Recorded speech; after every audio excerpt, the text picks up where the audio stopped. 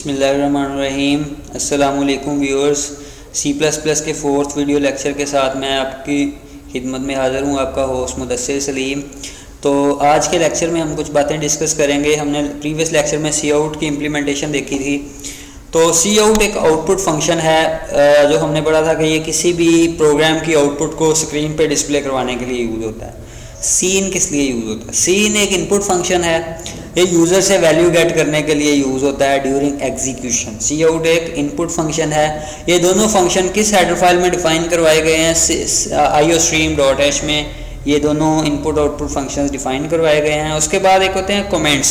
Comments जो होते हैं ये नॉन एग्जीक्यूटेबल पार्ट होता है प्रोग्राम का। ये चलते तो नहीं है, एग्जीक्यूट तो नहीं होते। ये प्रोग्रामर ने सपोज अगर कमेंटिंग की है, कमेंटिंग करना एक अच्छी आदत होती है एक प्रोग्रामर की।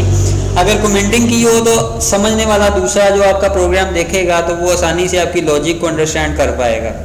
तो हम चलते हैं इसको प्रैक्टिकली इम्प्लीमेंट करने के लिए। डेवलपर C++ मैंने ओपन किया तो फाइल पे आए, न्यू सोर्स फाइल। अच्छा, यहाँ पे हम प्रोग्राम लिखते हैं जी। नंबर साइन पहले basic structure include iostream.h, number sign include conio.h, main curly braces get ch। ये हमने अभी देखा कि एक हम प्रोग्राम लिखते हैं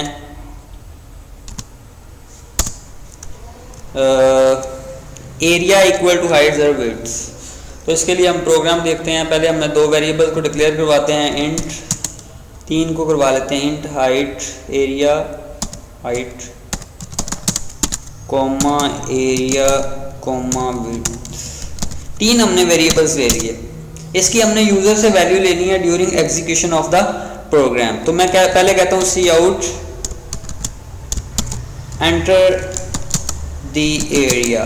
तो ये as it is enter the height, sorry. तो इसकी वैल्यू ये एज इट इज आ जाएगा और सी इन के ज़रिए मैंने हाइट की वैल्यू गेट कर ली, HEIGHT हाइट। फिर मैंने C out enter the width, C in width। Area किसके इक्वल होगा जी? हाइट मल्टीप्लाई जी। अब मैंने सी आउट एरिया की वैल्यू डिस्प्ले करवानी है तो मैं क्या लिखूंगा? The area is equal to, ये एज इट इज आ जाएगा, और एरिया जो चीज़ डबल कॉमा में लिखी है वो एज इट इज आएगी, जो विदाउट कोट्स है उसकी वैल्यू डिस्प्ले होगी। तो F9 प्रेस करता हूँ मैं इसको कंपाइल करने के लिए। इसको नाम दे देता हूँ, सपोज एरिया के नाम से मैंने इसको सेव कर लिया। F10 दबाया, ये देखें मेरा कर्सर ब्लिंक कर रहा है, एंटर द हाइट।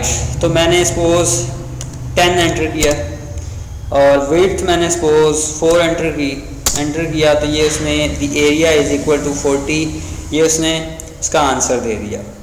तो दोस्तों ये सी इन का कमाल था कि सी इन के ज़रिए हम during execution of the program run time में हम वेरिएबल्स को वैल्यू असाइन कर सकते हैं। अच्छा, अगर मैं इधर इंट की जगह फ्लोट कर दूं तो मैं अगर पॉइंट वाली वैल्यू मैंने स्टोर करवानी है तो मैं जस्ट इधर फ्लोट करूँगा और मैं इसमें फिर फ्लोट वाली वैल्यू यानी कि पॉइंट स्टोर करवा सकता हूँ। अब एक और बात रह गई है कि कमेंटिंग कैसे करते हैं। कमेंटिंग 2 तरीक़ों से होती है, सिंगल लाइन कमेंटिंग और डबल लाइन या multi line commenting. Single line commenting के लिए आप स्लैश डालते हैं, पहले स्टैटिक डालते हैं और लिखते हैं कि you can say that declaration of variable. तो स्टैटिक और slash, this is single line commenting. ये डिक्लेरेशन ऑफ वेरिएबल, ये सिंगल लाइन कमेंटिंग है कि देखने वाला समझ जाएगा कि ये वेरिएबल्स की डिक्लेरेशन है। अगर मैं मल्टी लाइन कमेंटिंग करना चाहता हूँ या डबल लाइन कमेंटिंग करना चाहता हूँ, ज़्यादा कमेंट्स देना चाहता हूँ एक लाइन में, एक पैराग्राफ की फॉर्म में, फिर मैं डबल स्लैश डालूंगा और जो मैं लिखूंगा वो कमेंट कंसिडर होंगे।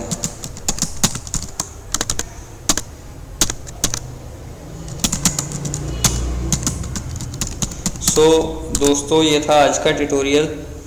इसमें हमने सीखा कुछ कमेंट्स के बारे में और इनकी वर्किंग के बारे में। आई होप दैट कि आपको पसंद आया होगा। अपनी राय से आगाह करना ना भूलिएगा और अपने भाई को दुआओं में याद रखिएगा और अपना बहुत सारा ख्याल रखिएगा। थैंक यू, अल्लाह हाफिज़।